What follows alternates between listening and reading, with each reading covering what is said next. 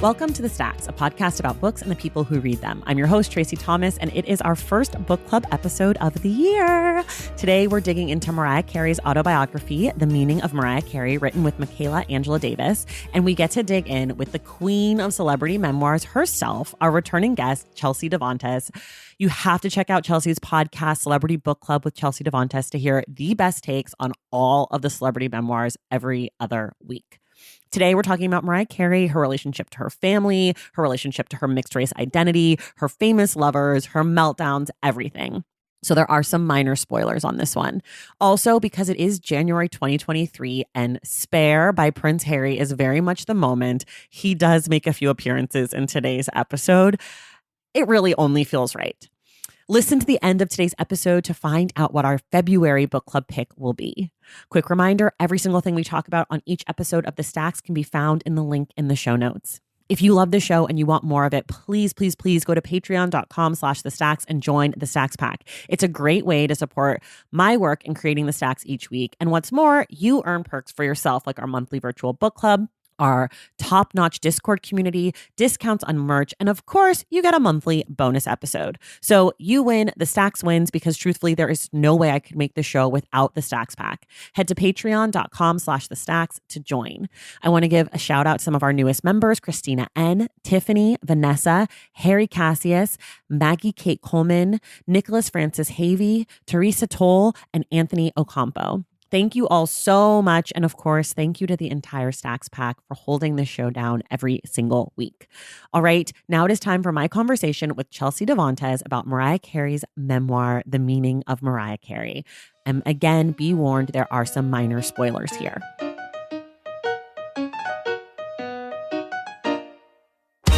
All right, everybody, we're back. I'm joined again by the wonderful Chelsea Devantez, and we are talking today for the Stacks Book Club about The Meaning of Mariah Carey by Mariah Carey with Michaela Angela Davis. Chelsea, welcome back. I'm so happy to be here. I've been looking forward to this all month. I'm really excited that you're back. I'm really excited we're talking about this book. My biggest flaw as a podcast host is that I always forget to tell people what the book is about. So I'm going to do that now before we dive in. Good. It's a celebrity memoir. So if you're not familiar with that idea, then you'll need this. But everyone else, you probably know what this book is about. It's about Mariah Carey's life. And it starts in her childhood and she talks about growing up, and then she gets into her celebrity, and then it takes us to the present, which in this case is like 2019, 2020. So I think the book came out in 2020. So that's what the book's about. Mariah Carey, famous pop star. Can I also offer a summary? Yes. It is what the true screenplay of Glitter should have been. So Glitter is like very, very close to Mariah's life and this book journey. And then it has some like really corny twists and turns. I'm a Glitter stan, by the way. I'll ride hard for that movie. I've never seen it because I love Mariah so much that I was scared to see it. Like I thought it would ruin her for me. You'll love it. So okay. So I also had never seen it because I was like, I don't want to watch some trash movie, and read Mariah's book and put on Glitter and thought it was so great to have just like a fun, campy movie to watch. I think it was in the middle of quarantine too. Oh, okay. It's fantastic, and it's fantastic as in like if you love like fun trash, it's fantastic. Okay. And it's a great accompaniment to the book because you can see that what the book is what Glitter was supposed to be and then epically failed to be. Got it. Okay. I'm glad for the Glitter plug. Just got to get that off the top. We're talking Glitter, people. So we always start here. Generally, what did you think of the book? I loved it. I thought it was a gift. Going back and rereading it, it was the third episode I did on my podcast, and I attempted to have it be the first because it had come out like days before. Oh, okay. But I was so new to podcasting that I did a 3-hour recording. Okay. And they were like, ma'am, try again. So going back and revisiting it was such a good reminder of just how great of a celebrity memoir this one is. Yeah. Given that I've maybe done like 60 books since, it's, right. I think it's lyrical. I think it's stunning. And I think it's a reclamation of a narrative that our culture needed. Yeah, I loved it. I mean, as I said, and we can get into this more, Mariah Carey is like one of the most important celebrities to me, like, or was as a child, because I'm also mixed and I have a black dad and a white mom. And I just remember she meant a lot to my dad when I was a kid. And so like, it was always like, Mariah Carey, she's so beautiful, she's so talented, and she's black. Like, she's black. She's black, you know, like that she was not some white girl. Like, it was so important to my dad. And so she was so important to me in that way. And I'm glad that this book, like, what I think the biggest takeaway for me from this book was like a lot of the stuff on race that she did talk about. Overall, I thought it was great. There are some structural issues and some accountability issues that I think we could get into later. I'm excited to hear those. I will say, hearing what you said about how much she's meant to you and your dad and how that had to deal with her also being black would mean so much to her. Because in this book, her feelings about Tommy Mottola, you know, whitewashing her and people not seeing that side of her are so intense. So I think she would love to know that people still knew, and it still was a part of her story in some places. Yeah, I mean, it was, you know, obviously I have a lot of mixed friends, because when you're mixed, you know, you have mixed friends because your parents are like, oh, we should hang out because we're all so interracial. And she was like the most important woman or girl to all of us. Like, Dream Lover? Are you kidding me? There's nothing tops Dream Lover for a mixed girl from the 90s, you know, like that's it. That's the list. I mean, the ODB fantasy remix is what kicked off our wedding. You know what I mean? I love it. And oh my gosh. And we were, my husband and I were in an argument. He was like, it has to be Dream Lover. I'm like, it has to be fantasy. You know, she's such an incredible artist, and her letting everyone know, like, I wrote those songs and I'm an actual musician is a big part of this book. And I did not know that side of her. I didn't know that either. Because they're like, oh, I wrote some music too. And I think, you know, very judgy, very sexist. You're like, okay. And then you read this book and you go, yes, you did. You wrote it. And like, there's the great moment in the book where she's like, you know, just getting started. She's 18 or whatever, running around New York City in her flappy shoes. And she's like, talking to a singer who she's doing backup singing for, and she's like, the singer who's more established, it's like, oh, I love that song, I'd love to use it. And Mariah's like, no, I'm sorry, this is my song, and I know it's a good song, and I love working with you. I need the money, but I don't need it that bad. Like, I know my worth. And I think that's just such an important moment, and like such a true, I think that story like embodies so much of who Mariah Carey is like, you might think that I'm cute and dumb, and yes, I can sing, but also I know that I'm great. Like, I know that I know my shit, and you can't take that away from me, no matter what, no matter who you are. You can't take that away from me. Famous lyric. Mariah's Anthem subtitle. Exactly. And I think the thing I love about this book is how detailed it is about what gave her that sense of, I know I'm great, which is that her childhood was so horrifically traumatic that music was quite literally all she had, whether it was her joy or the one skill like coming out of her body that she was like, oh, this is mine. It was the only path she had to get out of her terrible, like, impoverished, abusive childhood. And I do think it's like so easy to say like, oh, just like, know your worth, girlfriend. You know what I mean? Like, don't let anyone step on you. And I think to know that like, that's how, it's not what has to happen, but like, those are the extreme circumstances that led her to at 18 years old, be like, this is my song and it's mine because it's my only chance. Yeah. Yeah. So I want to let's start with her childhood. First and foremost, the fact that she played Hodel in Fiddler on the Roof is just truly one of my great joys in life. I am a Fiddler on the Roof stan. That song is beautiful. And I was so excited when not only I heard the story, but I saw the picture of her in her little costume singing into the microphone. I knew I loved Mariah, but I didn't know that I was going to love her even more. Yeah. There's a Facebook group of all those theater kids being like, who were there that year, all going, do you remember that like one girl who came in and starred and then left the camp and never got to come back? That was Mariah Carey. No. Oh my God. There's a whole Facebook group of them just being sad. Yeah. And in wonderment of like that one summer as kids, that was Mariah. Oh my God. And also, I also had a cat named Morris as a child. So I feel like really connected to her. One of the things that I took away from her childhood, obviously very horrible, but a thing that I never loved about Mariah, like her music was that she had all these fucking anthems that were like, you can't take this away from me, a hero, like all these really like empowering anthems. But in reading this book, I was like, this is exactly right. She wrote all of these songs because she was in like this darkness and despair and needed it for herself. And it's made me love the songs more. I can't stop listening to Mariah's anthem. Oh yeah, and the album that came out with this book is just so beautiful. I love that as a kid you were like, I'm looking for bops, girl. I'm looking like, for bops. I'm looking for emotions. I'm looking for daydream. I can do Vision of Love. I want a vibe. Honey is my number one. And she was like giving me all these ballads about how horrible things are and how you'll make it through. And I'm like, no, honey, like I want to body roll.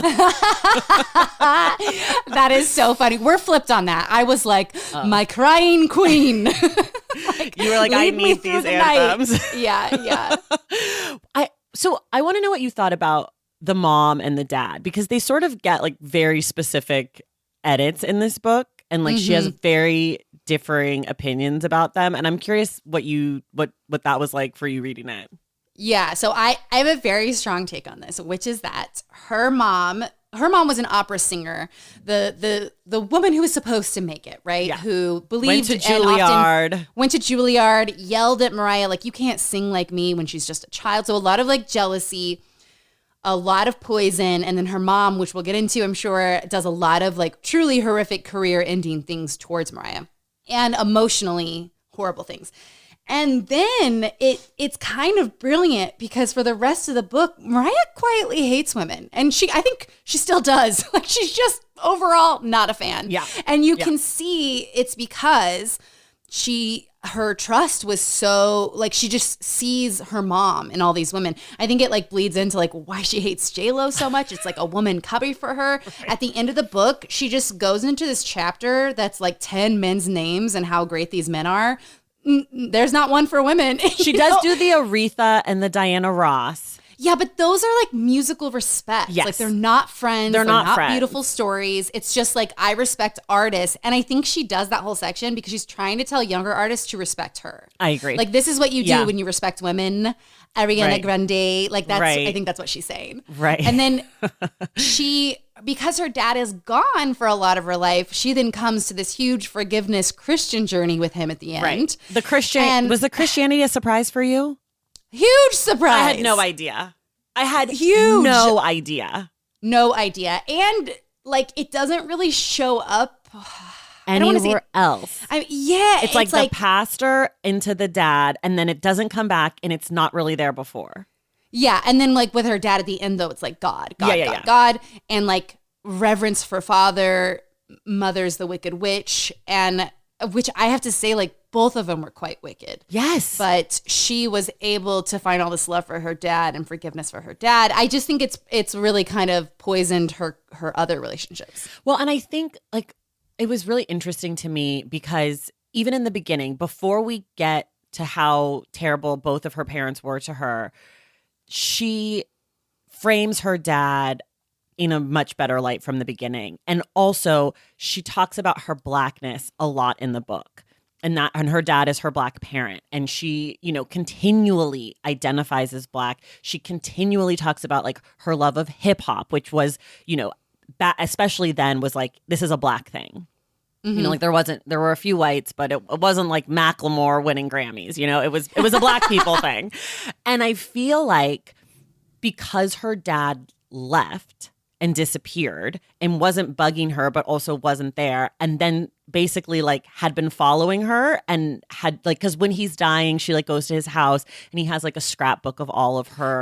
That's all the fucked up fathers, I have to point out, by the way. Like, there's so many memoirs that are like, I never met my dad, and at the very end, he had a scrapbook. It's like, this motherfucker could scrapbook your face, but could not call. Like, this isn't a beautiful thing. Like, I agree. Winona Judd's fathers, like, kept every article. I'm like, this isn't a good thing. Right. That's not being a dad. That's being a super fan. Being a dad. Yeah, but I feel like for her, a person who is like so desperate to be loved and to be seen and to be told that she's done a good job and is a good girl, right? She keeps saying how she's stuck at 12 years old. So for someone to like love her work and be proud of her is all she's ever wanted. And so she's able to forgive everything because And he's proud of her in a way that her mom is not.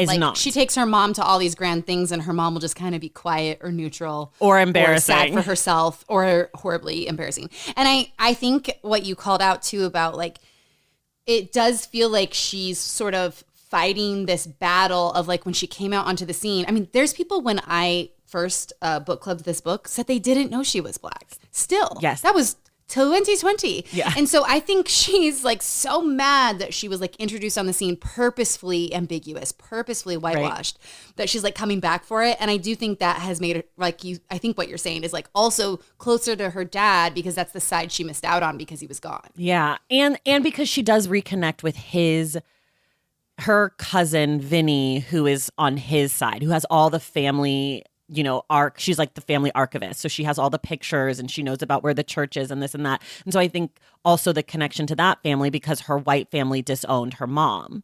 So there's like no connection there. There's no family history. And I would assume that if you're really as famous as Mariah Carey, you don't have a lot of close people in your life. So to have family and to have like roots and to be able to be like, these are my people is probably even more meaningful than I could fathom. And it's something that's like hugely important to me personally. But like if you're that untethered in the world and your actual family members are atrocious monsters to you, like having that, I think you probably relate to that even more in retrospect.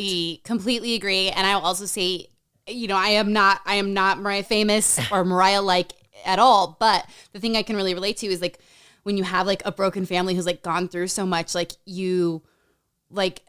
the moments of my life where I find someone who has like a picture or like basically sense to make the senseless sensible, you know, and finding that cousin and finding those people. Yeah, I totally relate to that feeling of how, I don't know, it's like a very like euphoric relief because you didn't have, you were just so scattered from the whole time. You never had those like Christmases specifically, which you've made up for with an iconic album. And everybody loves the one Christmas song, but Holy Night is her is the best one on the album. When she hits the note at the end, it's just All I Want for Christmas Is You is very cute, but she is giving what needs to be given on Holy Night in a way that no one ever has and perhaps ever will again. I just want to go out. And I don't even like Christmas music. So it's high praise.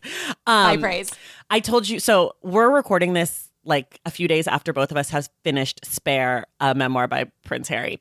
And it's all I can think about. And I told you I wanted to bring it up on this and that I was like, I know exactly how. And here we are.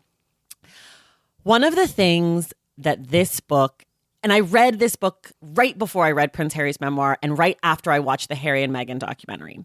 And one of the things that this book really drove home for me when it comes to race is how full of shit Meghan Markle is. When she talks about how she's a bit biracial and she's mixed and she's a person of color, but refuses to say that she's Black or that she's had any Black experience or understands any of that. And that's her mother's experience and that's not hers. When you look at someone like Mariah Carey, who truly, truly can pass for white, and someone who many people, like you said, still don't know is a Black woman, then you look at Meghan Markle, who's Black as fuck. I don't care what she says. You're not fooling anyone, Meghan. But that there's this desire to be like closer to whiteness, where Mariah Carey has this desire to be closer to Blackness and like this longing. And I just couldn't get those two women specifically out of my head because I've been like deeply saturated in their stories recently. Yes, and then someone was like, listen to this episode of Meghan Markle's podcast and they talk about race. And it's really interesting because Meghan sort of pushes this like, we're both mixed and it's not exactly Black and not exactly white. And Mariah's like, yeah, we are mixed. But she doesn't quite go so far as being like, I'm not Black. She's like, it's a different experience because people see me differently. But I just really respect how Mariah's like, I have had a lot of privileges and a different experience, but I'm still a Black woman. And like, she never, ever, ever had to own her Blackness if she didn't want to. And I think like, especially in the 80s and 90s, when being ambiguous was so important, like that choice for her to like associate with Black people, it makes me respect her on like such a different level than I did before. I don't know. I think that's such a beautiful point. And I completely agree. I will also offer this in opposition, though. Here's my thought on Meghan Markle. I think she was so drawn to whiteness. And also like not even to falter. Like you just said, like it's the 90s, it's the early aughts. Like nothing is more in than like bleached blonde hair and like bleached skin. Like, Sun-In? Like, oh my gosh. Couldn't keep it on the shelves. I lived in Sun-In. I lived in Sun-In. But yeah, so I totally get how, and also she's like going for like the Hollywood route. Yeah.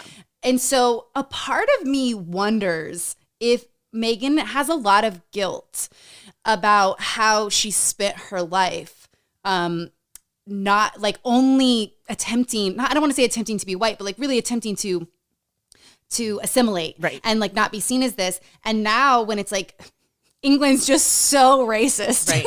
They're like, you are so black that she has to carry this torch for women of color and black women that she does not have the experience. Right. And perhaps has really negative experiences against. Like, we don't know what, you know what I mean? No, like, I agree. And I wonder if all her kind of shittiness now is her feeling guilty. Does that make sense? Like she doesn't deserve or doesn't. Yeah. Or do you think it's like she still wants to not own it? I think she still wants to not own it. Yeah. That's how I feel about it, just based on whatever I've seen of her. But I also think like a thing about Meghan, and then we'll go back to Mariah, but I have to talk about this. I've been like dying to talk about this. Yes, it's important. A thing about Meghan that I think a lot of people don't quite put in context is her age and where she grew up, which is Los Angeles. And she grew up kind of like, you know, in mid-city-ish. And she's, I think, born in like 1982, 83, 81, 82, something like that, which means she's 10, 11, 12 when the Rodney King riots happen. You don't not know about race. Yeah. Yes. Do you know what I mean? Like she passes this off of like, oh, I've always been mixed. I've never had this experience. I've never even thought about my blackness because people don't think I'm black. And like this casual, I've never thought about it. And then a few years later is the O.J. Simpson trial. And like, it's formative years in your life. I'm younger than Meghan.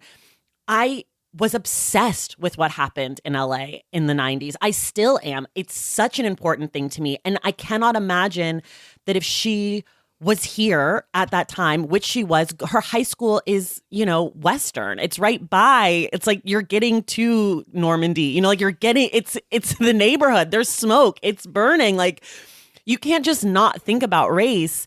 And she was raised by a black woman who seems to have some opinions about race. Like the whole thing, it just doesn't make sense. But also her mom is on camera saying, I never spoke to my daughter about being black, which actually is the first black woman I've ever known in my entire life to say such a thing.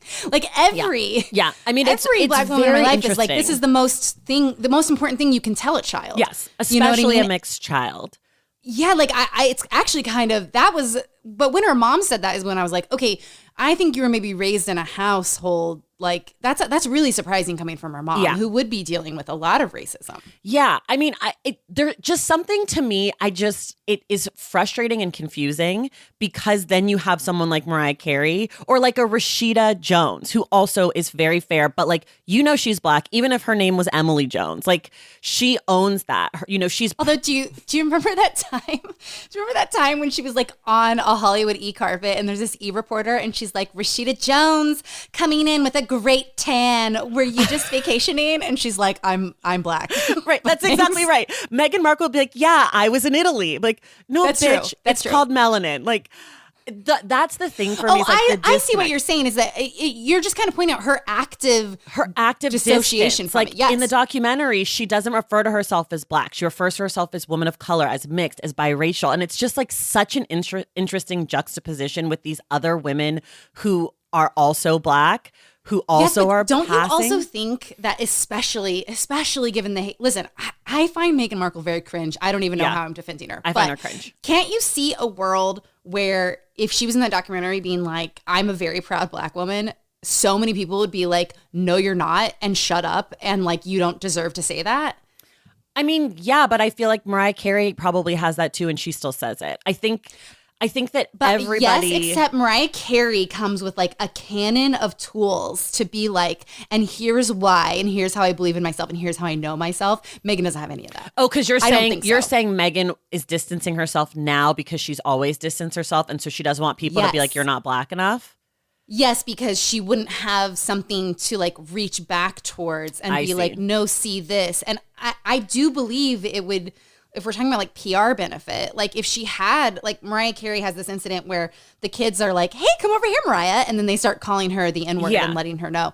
I think if that happened in Meghan's history, it would be something that she's pointing to in this documentary of like, I've dealt with this before, so I'm dealing with it again. Yeah. Whereas like, none of that is there, and her mom's like, yeah, I never had to say a word to it. So I do believe she's just always distanced herself and doesn't feel like she can. Yeah, I mean, I can see that logic for her.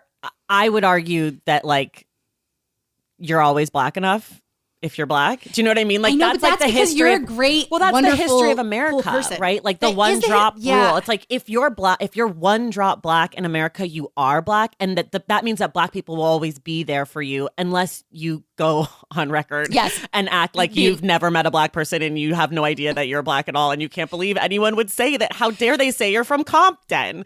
Like, that's Meghan. True, that's not the worst insult being from Compton, Meghan. It's okay. I know that one. She's like, and I'm not even from Compton. It's like, okay, Meghan, we know you're not from Compton. It's like, fine. Yeah, calm down. And relax. And also, like, I'm sorry, I know we're on Harry for a minute, but I also we'll cut back when to he her. starts listing all the horrible press. There is a part of me that's like, dude, like this is like, it did get really racist with her, but like also like in those beginning stories, like you can move through this. Like again, like anyways, but to come back to your point, the one thing I want to focus on though with Meghan is that people, you're right, it's the one drop rule in America. But people nowadays are vicious about that stuff. Sure. And especially like mixed women, like whether you can own it or not own it, and how brutal people are about it. For sure. That's what I see in her. No, for sure. And I guess my point is like, I think she's taken the coward's way out of this at every possible turn. I agree with that. And it's just like to see that up against someone like Mariah, who when she was mixed, you know, like when she was a kid and she was coming up, there weren't a lot of mixed kids. Meghan's of our generation, like she's an 80s, 90s in LA. In LA, like everybody's fucking mixed. You know, like it's just such an interesting juxtaposition, and like to see the two of them in my mind as these like hugely famous mixed women and how they handled it and how they embraced their blackness or not is just, it's just really interesting to me. Like I just can't stop thinking about it. Yeah, I think that's such a good point. And I totally agree with that. She's taken the coward's way out at every possible opportunity. Yeah, and the way while I think like, you know, discussing this, anyone would have come for her no matter what she said, I think she handled it exceptionally poorly. Yes, agreed. Okay, and I'm also a little sad for her mom. I'm sad for her mom too. The whole thing is upsetting. Okay, we're going to take a quick break. We're going to come back hard in the Mariah. I'll try to avoid Prince Harry. It might come up one more time, but I'm going to try. Valentine's Day is upon us, and I've got love on the brain. Love for books. Duh, of course. Hello. Did you forget what podcast you're listening to? I love bringing you all great reads, exclusive author interviews, and behind the scenes book gossip. But I can only do that with your support over on Patreon and Substack.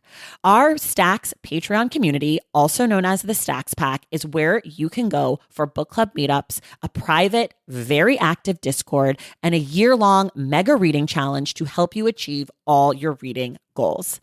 Plus, you also get that monthly bonus episode. Now, over on the Substack, you can subscribe to my newsletter, Unstacked, where I keep the book conversations going. I also give you a healthy dose of sports and pop culture, definitely some hot takes happening over there. And again, that bonus episode. If you don't have a few dollars to spare, don't worry. There are free options on the Substack and the Patreon to get you a little extra Stacks magic.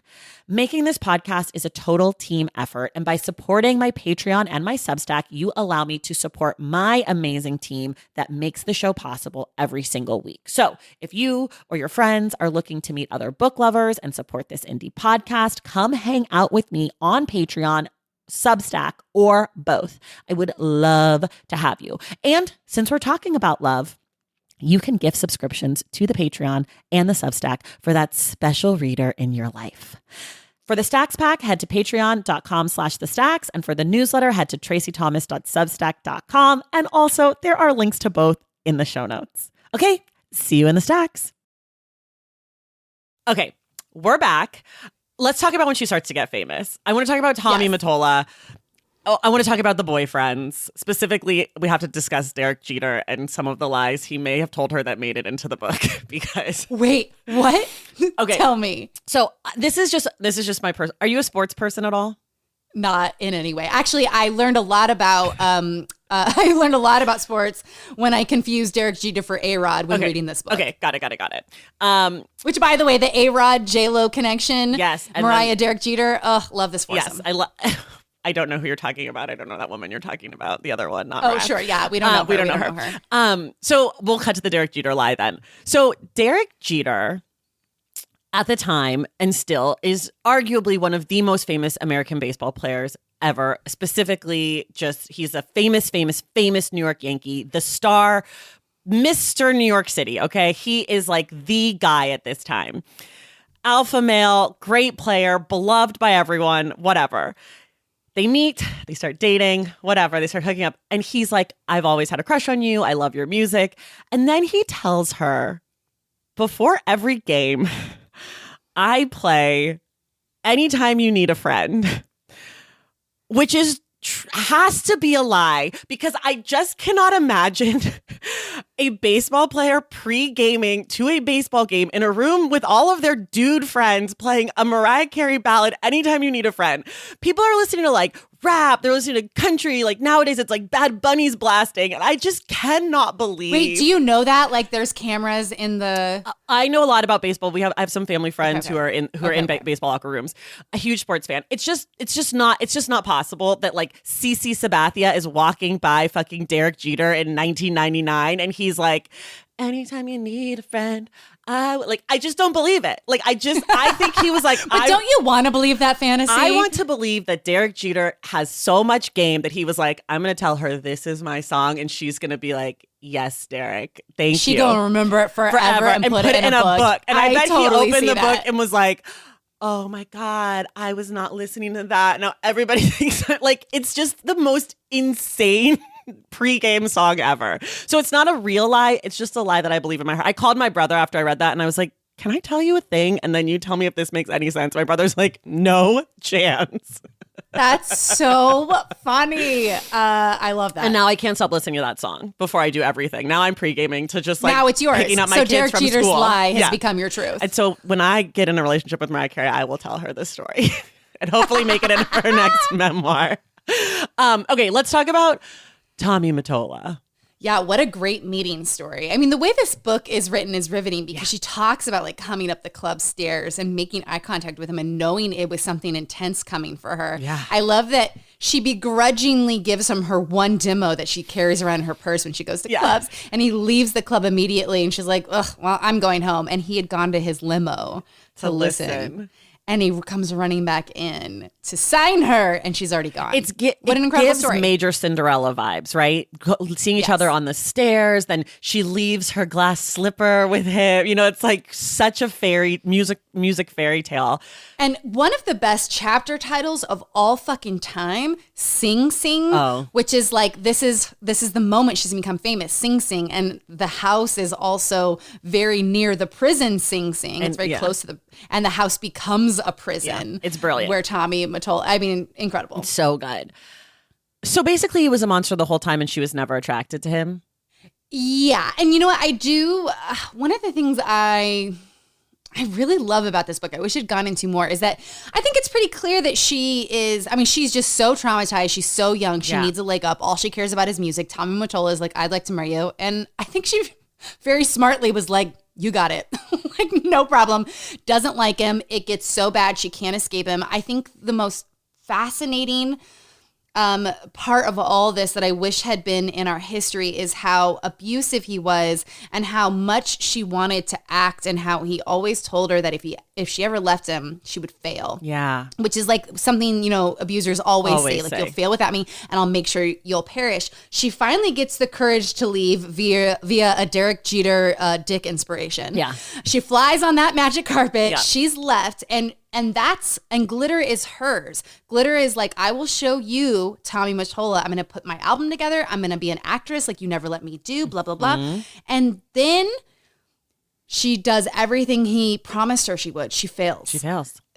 And she not only fails, but it's like embarrassing. It's like and a hideous. spiral and too. It's like a spiral. And he's behind a lot of that. Like he's sabotaging a lot of that music, a lot of the movie. Like he's making J-Lo a star just to fuck with Mariah. By the way, I also love that J-Lo got a chance off this story. Yeah. You know what I mean? Like I love all these elements, but it is so heartbreaking what I almost called him Carson Kressley. That's not his name. Carson Daly.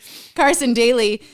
That fucking prick by being such a macho early aughts jack off who reminds me of every monster I went to high school with, kind of shitting on her in that moment when she's trying to promote a failing album, leads to an actual breakdown. And we never knew that it was because of an abusive man. Right. And we never knew that it was because Carson wanted to get a joke off about her tits. Yeah. Yeah. Sorry, that was a monologue, but I'm so... No, I love it. I love it because I remember as a kid being like, and my parents were 17 and a half years apart in age. So this is not shitting on people who are different ages. But I remember thinking he's a scary older guy in a way that it wasn't this is obviously, I didn't have any of this language I'm about to say, but it was so clearly off to me. And now it's of course there's the daddy issues and this man who has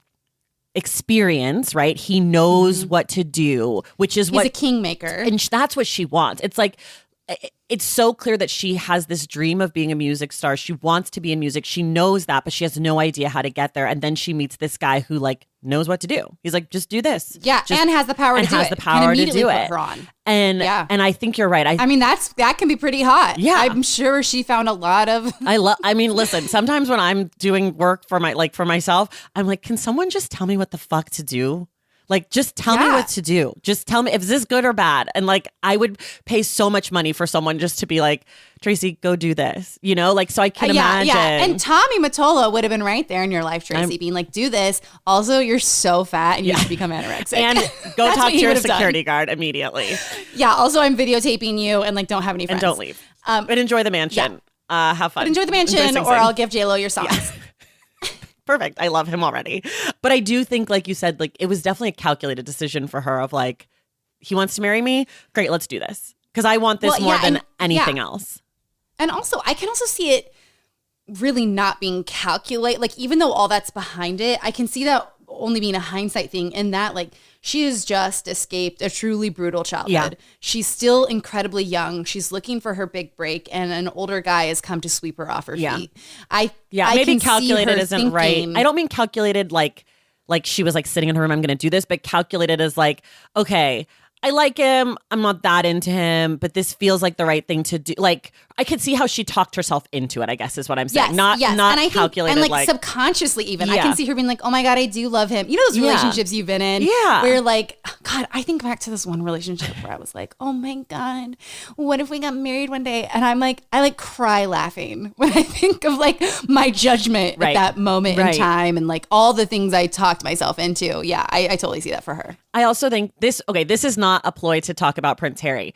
I do think that the Princess Diana parallels to her, the wedding dress, and she brings her up so many times. And I thought that was so interesting because, of course, in the 90s, Princess Diana is this thing. And then when she dies, she does become this hugely tragic figure. And I can just so see how Mariah felt connected to that story because she was an American princess too, right? At that time, that's what people called her. Before Ashanti was the princess of hip hop and R&B, Mariah was the princess. And she also does it with Marilyn Monroe. And I have to say, loving Marilyn Monroe, probably the entryway to basic bitchdom. Do you know what I mean? To be I love Marilyn. So I was sort of okay, Mariah. And through Mariah, I went and got all of Marilyn's books. Did you? Her little autobiography. Yeah, because I truly fell in love with the spirit of what Mariah wanted, which is what I think she also saw in Princess Di, which is this, it's so funny because Mariah actually doesn't have this, but it's this beautiful blend of sweet softness and true warrior. And what I love about Mariah is that Mariah's almost all warrior. She's an Aries through and through, fire all through her veins. She, Princess Di is not, I don't know her. She's a Cancer. Princess Di is, there were 3 people in my marriage. Yes. You know? Yes. She's got a little more of the like grace and like the understated Mariah. It's that shyness. Yeah. That like, oh, I'm so shy. Like Marilyn, I'm so shy. Yeah. I'm so shy. Yeah. And Mariah's like, la la la. Yeah, she's like, I'm here. But yeah, Mariah doesn't have any of that. But I see how she like, of course, would aspire to that. Yes. Because like it's so different from her. Also, Tommy, the story of her going to get French fries with Debrat and him like, and then like Jermaine Dupri being like, I'm at the fucking house. Like, where are you guys? The security guards are closing in on me. Yeah, because he doesn't want her to leave to even get fries, and it was her big escape. Her big thing. What a wild story. And he's just such a monster across so many platforms. Like he's behind like several women's breakdowns. Yeah. And it's so compelling to realize that like that's so far in the history for her. Yeah. Like, you know what I mean? Like she emerged around 30 to get away from him. And like, I was still doing a lot of dumb shit at 30. Yeah, I mean, mean? she definitely like has this. I mean, obviously, Butterfly and Rainbow, those albums are like when she comes out of, because the last one she does with Tommy is the one with Always Be My Baby. That's her last album with him, and obviously her early albums are great, but there's like, she transforms, right? Her whole like celebrity persona, she becomes like this butterfly. That's when she starts wearing the like sequin gowns. That's when first she gets sexy. First she starts doing all the midriffs, right? Like the cover of the Rainbow album when she's basically naked, splashed with the rainbow. One of the best album covers ever. And also a hugely whitewashed cover. Yes. Like she is, I remember seeing that in the mall. She's got this blonde hair and like everything's just so brightly lit. Yeah. It was in Utah, not really a land of That's where multicultural that's where you were, or that's where the album. Yeah, when that album I came thought out. you were saying when that's when the album came picture was taken. I was like, how do you know that? Yeah, that'd be wild. But yeah, I think like that album is how people don't know that she's black. Sure. And like Tommy did all of that. Right. Yeah, but it was so weird because Tommy wanted her hair to be curly because he felt like the straight hair made her look blacker, which is so interesting. I know. Because I'm like, the curls are how you know. Except I think I think because I read that too. I was like, that's so wild, but it's so funny that she was like, he wanted me to be like Italian, like Italian girl, and like Nia Vardalos, and I was like, oh, I guess that tracks. And he thought the straightening of her hair showed you how unnatural it was to get there. Yeah, and like I guess because like a lot of black women get their hair pressed, and so I think he was saying that it like looked like that, like it looked like, I think she says like Faith Evans' hair, I think is who she references as like what he didn't want her to be. Okay, listen, he's the arbiter of women's looks. Like he's the one who's telling 17-year-old Jessica Simpson that she's fat. Like, you know what I mean? Right. Like his judgment on women's looks can go right in the trash can. Right. And like, okay, so one of my critiques of this book is about Mariah Carey's own accountability, about like the things that she does or the things that she's a part of where she sort of like blames other people. Wait, no, I'm sorry. You're telling me accountability is a problem for a woman who opened her book like this? I refuse to acknowledge time, famously so. Yeah, no, for sure. Well, because like when I listen to your so I did not listen to your episode on Mariah Carey because I didn't want to be tainted. I'm going to listen as soon as we get off this. But one of the things I love about your show is like when you talk about like, how vulnerable did they get, like all that stuff, your like book Dell test. And as I was reading this, I was sort of kind of thinking of those things. And this is in no way any sort of defense of Tommy Mottola at all, because I think he's a monster. But there were parts of the book where she would be like, and then Tommy did this, like behind the scenes. And I'm like, did Tommy do that? Or like, can we really blame Tommy for J-Lo, like becoming famous? Like, yes, but I don't know if that's really like, he's been making stars forever. Like that's his job. Like, like there was like these little things where I'm like, yes, he's a fucking despicable human and horrible and awful, but also like he is a music executive, so he does have to like find other talent besides you, even when you guys break up. So like there was like these little, and that's like a very minor one. And later it happens like with all the rehab stuff and the spa, and she's like, I didn't know. And I'm like, Mariah, you let everybody else make reservations for you to go to a spa. Like it's lacking credulity, I would say, in some of these stories in a way where I'm just like, just say you went to this rehab. Like, it's okay. Or say why you let your brother do it and you didn't fact check it at all. Like, I don't know. It was just giving this, like, I was so upset I couldn't do anything. And like, I wanted to go. And finally I got to the spa that I wanted to get to after 3 stints in rehab. I'm like, I don't know. After the second one where they told me it was a spa and it wasn't, I think I would have picked up I would have said, you know, I'm going to make this reservation. I know things are bad, but I'm just going to call the Peninsula and see if they can see me, if I can stay there. Yeah. If I can check in. Yeah. I think it's so, yeah. As you're saying this, I'm like, oh yeah, you know, these are such good points. And I also think, her being called crazy has been one of the best weapons, not only against her, but against any pop stars. Yes. And like the pop star breakdown trajectory of like Britney Spears and Amanda Bynes and Courtney Love and all these women who are like fucking crazy. And I do strongly feel from her this need to be like, I was not crazy. Yeah. I was not there because I had this breakdown, because it's the thing that hurt her career the most. Right. And in that, I am with you that she like wrote around some of the times where she could be like, I'm not saying she did this, but like, and then, you know, I may have thrown a mirror onto the floor and shattered it. Like, this is a woman who like was on a Stairmaster in 6-inch stilettos and took a bath on MTV's Cribs. Like, her judgment is of grand proportions and some of fucking wild. You know, it's awesome. Like, it's awesome. Like, I just wish she owned some of it more, because it would have made the story richer, you know? I completely agree. And I also think, this also goes to her ghostwriter, who very lovely, a very fantastic ghostwriter, but definitely overly serious. Like, Mariah Carey's a funny fucking woman. Yeah. Like, she is especially when she's like off the cuff, a little tipsy. Like, you can catch the I don't know her. I mean, that's one of the funniest things I've ever seen. One of the greatest. This book's pretty devoid of humor in the sense of like, I almost feel like her voice got taken out of this book. Interesting. You know, whereas like the best ghostwriter really makes you think like in Mariah's thank yous, she starts listing all the names of all her dogs. Yeah. And when you hear it in the audiobook, you're like, this is so funny. So funny. And like, I feel like there's a lot of messy Mariah missing from the book. I agree. I fully agree. And I think like one of the things that was interesting for me reading it, especially the parts where she's like in having her breakdown and going to rehab and the stuff with her mom and all of that stuff, I don't remember any of that. I don't remember the Carson Daly stuff for whatever reason. Really? I think maybe because I loved her so much as a kid, I think I just blocked it out. I think I didn't care because I was always, no matter what, gonna love Mariah Carey.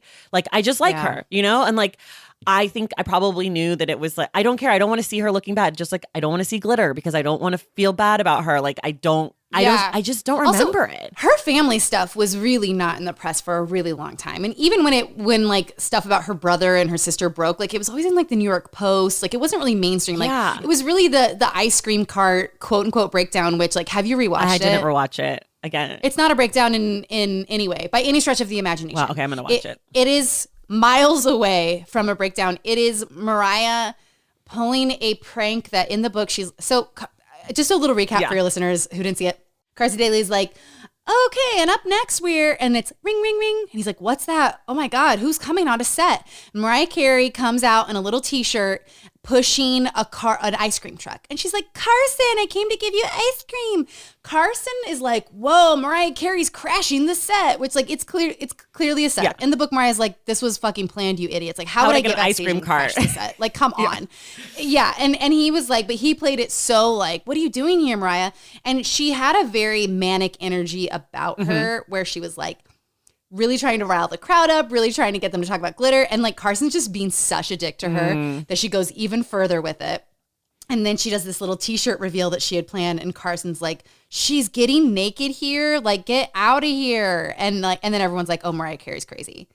It's really wild. But it also really tracks to my high school spirit of just the tiny little confines you're allowed to exist in as a woman in the early aughts where you were like a monster bitch. Right. And like, there was such an obsession with these women having breakdowns.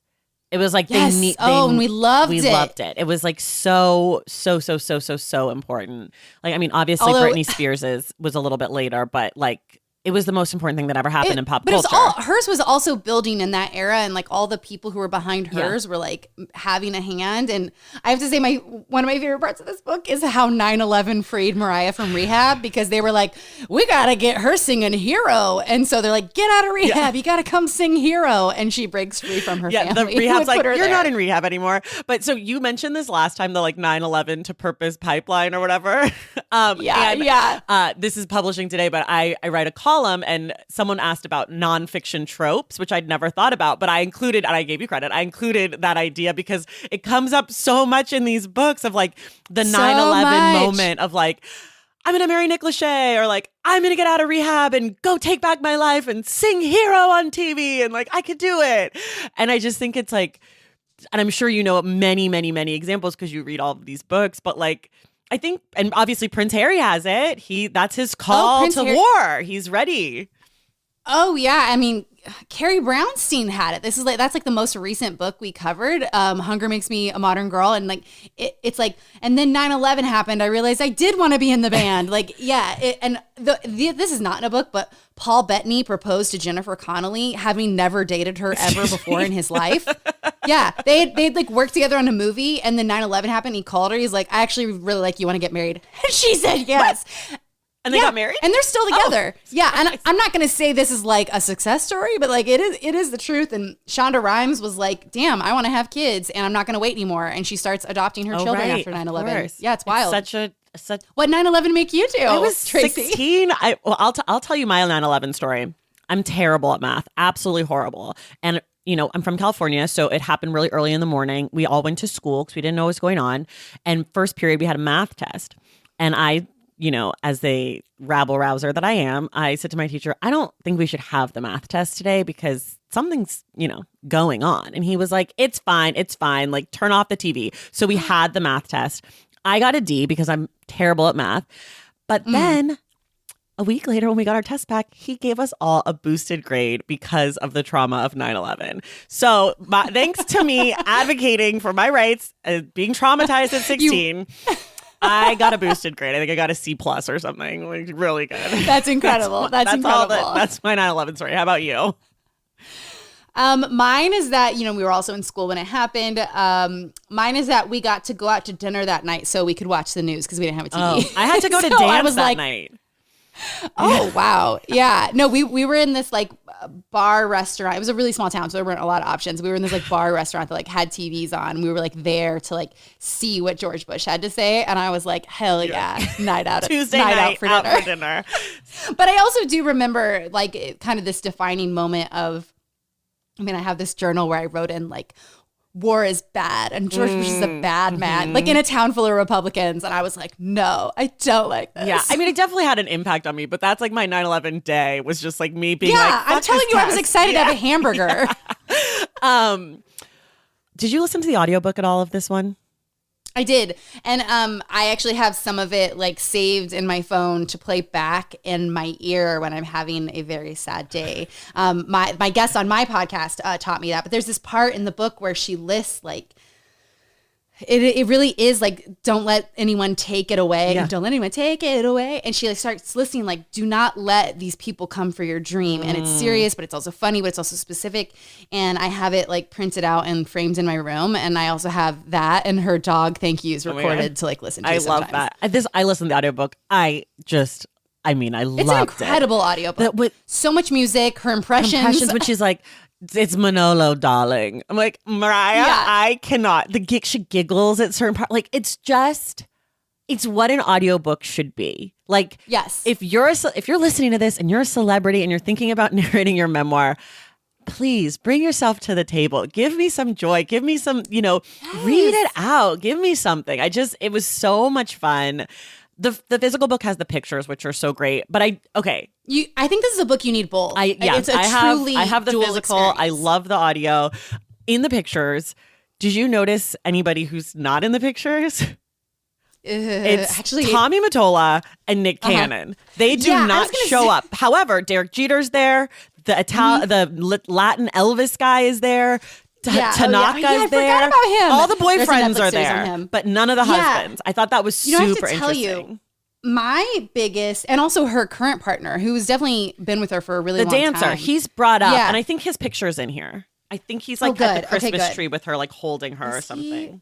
I will say my biggest critique of the book is, and it happens a lot with memoirs. Carly Simon's is a big one where there's just so many moments really deeply impacting your life that, like there's just like a certain, I don't think where did I see that picture? He's in here. Maybe I just Googled him. You're right. That's her friend Sean.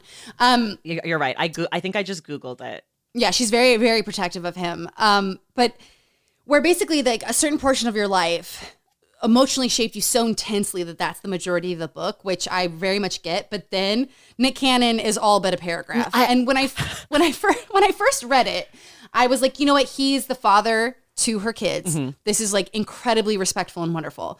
Upon further reflection, I'm like, is there an NDA in place? Because I mean, this is a bitter, petty woman, and I say that as a compliment. Yes, yes. And Nick Cannon, I mean, she started him on not her fault, but the child journey that he has now gone on to repopulate the world with Nick Cannon children is like started here, and there's just nothing in there about him. Nothing. I literally was like, wait, was it Mariah? Like about, when I got to like 80% through the book, I was like, I wonder if this doesn't take us up to Nick Cannon. Like, I wonder if she stops before, like, because there's no time for it.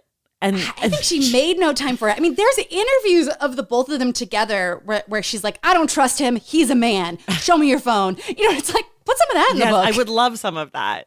I mean, and there's very little of her kids, but I think that's like a protecting thing.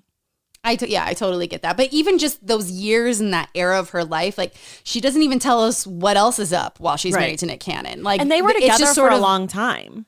Yeah, it's like 5 years. Yeah, it's very interesting. Like none of those albums really get any play in the book. It's sort of like, and her music stuff sort of ends after the emancipation of Mimi, as far as like what she's talking about musically also. So I wonder. Yeah. So that is definitely a critique for me. And also I don't like the chapters where she's like, no, I'm just going to like list men. And it's not just not because of any like feminist agenda, although I have many, but it's because I just like, as a literary quality, there's sometimes books are like, you can just tell they're like, what now? Yeah. Let's list some things. Yeah. Let's list some things at random and say a paragraph. It's like, just cut the book. Like put them in the thank you. That's exactly right. My structural issues with the book, aside from the fact that, as you said, she starts with like time. I don't know what that is. The book gets disjointed sometimes. Like she'll be talking about a thing and then go back. And I'm like, wait, where the fuck are we? Like, when is this? Who are you married to? Who are you dating? Like, what's happening? And so that's frustrating. But then the end of the book sort of just becomes these like little like vignettes, which I like a book that's written in vignettes like that, especially for celebrities, but not when the whole book leading up to it has been like a it feels real like narrative. You're bailing. Yeah. And then it's like, then I met Mariah, then I met Whitney, then I met Aretha, then I met Diana. I'm like, okay, cool. She throws mad shade at Celine Dion without naming her. Wait. At the Divas Live concert. Oh, the one who tries to upstage Aretha or whatever. Yeah, which like clearly, and now having read Celine's book, this woman was raised by a Santa Claus who she married. You know what I mean? So she doesn't have any sense about the world, and she thought she and Aretha were supposed to riff. Okay, we're like basically out of time. We're over time, but we're gonna keep. Do you have time to stay for a little bit longer? I have time. Okay. I have time. So every time we always do this on the podcast, the last thing we talk about is the title and the cover. What do you think of the title? What do you think of the cover? Horrible and horrible. I think. Correct. I actually can't believe. I will say the picture by far is a crime. It's an insane outfit, also. Yes, and it's not fashionable. No. It makes no sense at the angle it was shot at. You can tell she wants to show her tummy, but she's putting this sheer fabric over it, which I almost think is like Photoshop painted on. Yeah. Like she was like, cover my tummy, and they're like, maybe fabric from the sleeve. I don't understand. The facial expression is ridiculous. It does give you insight into where she's at when publishing this book, because she looked at that picture and said, I love it. Yeah. She said, this is the one. It's not even like quintessential Mariah Carey look. Like, I feel like you go with her like sexy, tight, like Jessica Rabbit look, you know? Yes. You give me a Mariah. Give me a Christmas Mariah, for Christ's sake. Like, give me something. give me something. And also, you know, book covers. She's famous for photoshopping things to shit. This is an incredible opportunity to do that. Or give me really like curated dream lover Mariah. Give me throwback Mariah in a field it's like dancing. a weird blouse. It's like an H&M blouse that was like, we got to be funky for a New Year's Eve collection. Like that's exactly right. And you know, there's another cover that there's like I don't know if it's a paperback. I know people got it. If you took the book out from your library, the e-copy, the like Kindle version, it's the picture of her, if you have the hardcover, where she's like at the beach and it's like her as a child and like the side of her head. That's mine at the back. That's the back. The back. That is the cover of the e version.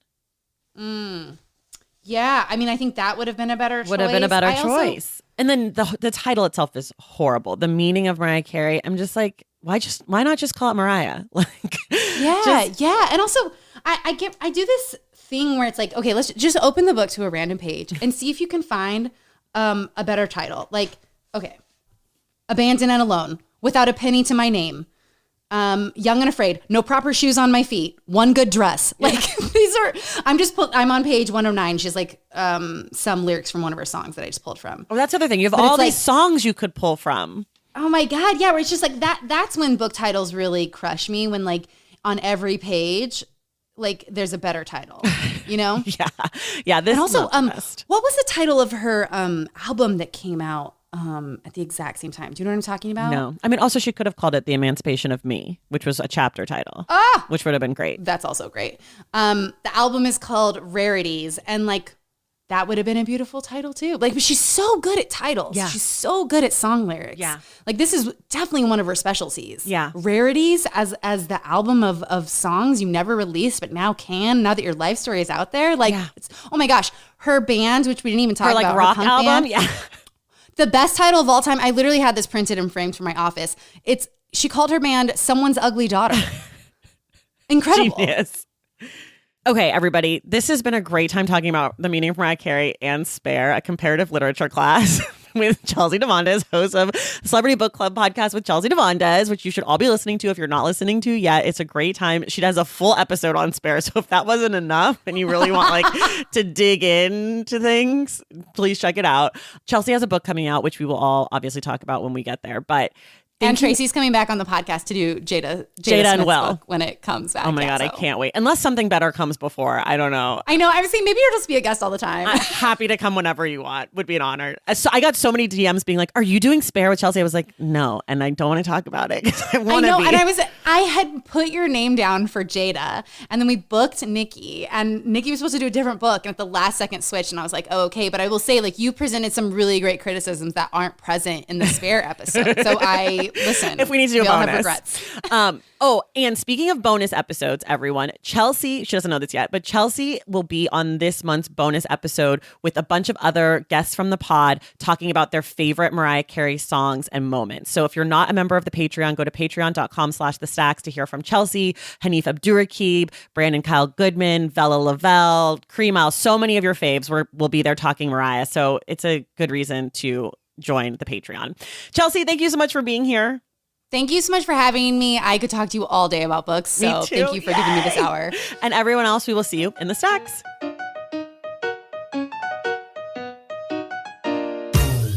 Thank you all so much for listening. And thank you again to Chelsea Devantez for being my guest.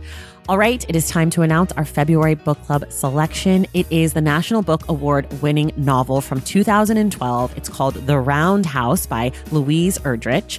You have to make sure you listen to next week to find out who our guest will be for our February 22nd discussion of The Roundhouse. If you love the show and you want inside access to it, head to patreon.com/thestacks and join the Stacks Pack. Make sure you're subscribed to the Stacks wherever you listen to your podcasts. And if you're listening through Apple Podcasts, be sure to leave us a rating and a review. For more from the Stacks, follow us on social media at the Stacks Pod on Instagram and at the Stacks Pod _ on Twitter. And check out our website, thestackspodcast.com. This episode of The Stacks was edited by Christian Duenas with production assistance from Lauren Tyree. Our graphic designer is Robin McCrite, and our theme music is from Tigirigis. The Stacks is created and produced by me, Tracy Thomas.